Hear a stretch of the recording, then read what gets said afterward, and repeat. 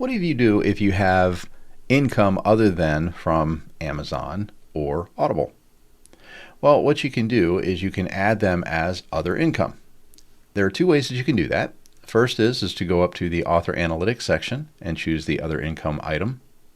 And then you can fill in the information directly here. Second is you can go to any one of the books.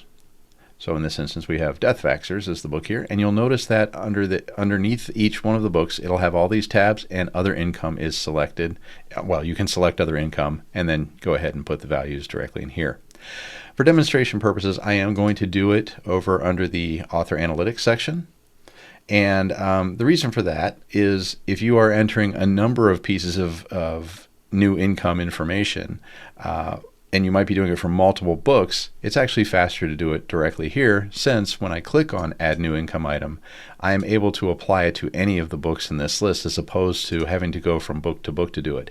But that's all dependent on how you work. So if you prefer doing it, keeping it very segmented by going from book to book, that's why we've added them here. So everybody's a little bit different, so choose your best method. In this instance, we're just going to go ahead and put in a test value. So I'm going to say test.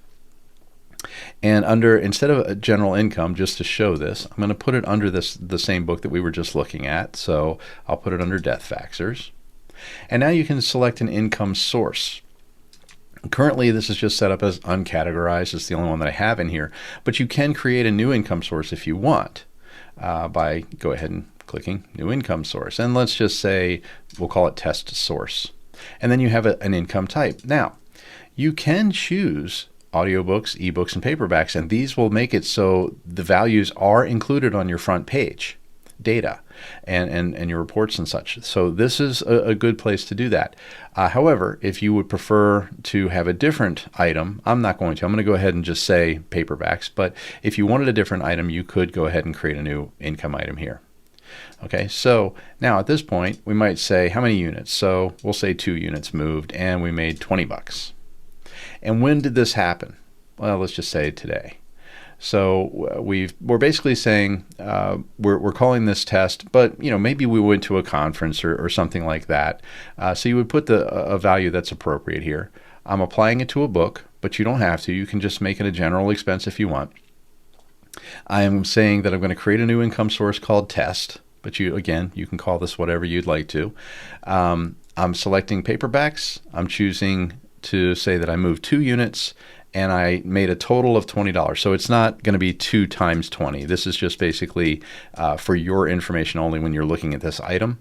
So the total amount was $20, and it was on May 4th. Now, if it was over a couple of days, it will actually span those days on your reports if you want. So if you were to say, from 5/4 to 5/5, then it will say $10 was made on 5/4 and $10 was made on 5/5. So it will split those values across for you. So let's just go ahead and keep this as is, and we'll say add item. And you'll notice that it's put on today's value. That's because we're filtering by today. Okay, and we can also filter by book if we want to, just as when we added, we could filter by book. But let's change this. So we're going to go ahead and click here under that value, and we're going to move this to yesterday. Okay, and you'll notice it automatically put an end date that matched the start date for you. So I'm going to make sure that both of these say yesterday. And when we click this, we're going to see, oh wait, it's gone. That's because we're looking at today's value. If we click yesterday, we'll see it. Or if we say, show me everything that happened this month, we'll see it. Okay? So that's something to note right there. Now, if we come back here and we go back into our Death Vaxxers book, and I just refresh this page, and now I click Other Income, and I look at yesterday, you'll see that that book is there because we moved it to yesterday, as you recall. So this will show you that even though I entered the information over on the Author Analytics Other Income tab, because I selected that book, it will add it there. And by the way, you can actually just click here and it will open the book directly right there as well. So the other thing that happened here is under Sources, we now have a new source called Test Source.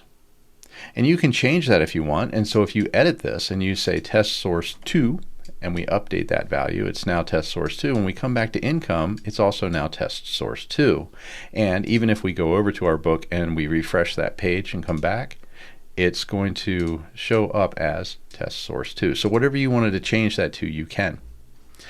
And so that's something that's important. And then, of course, types. You can do the same thing if you want to add a new type, such as stickers, signed copies, statues, etc., and so on. You can put various things in here, and you can put various sources in here. Everything that, newsletter sale, or like I was saying before, conferences, things of that nature, book signing events, and so on. You can put the various items in here that you want, and they will all be tied to your account for that particular book, or as a general expense, completely up to you.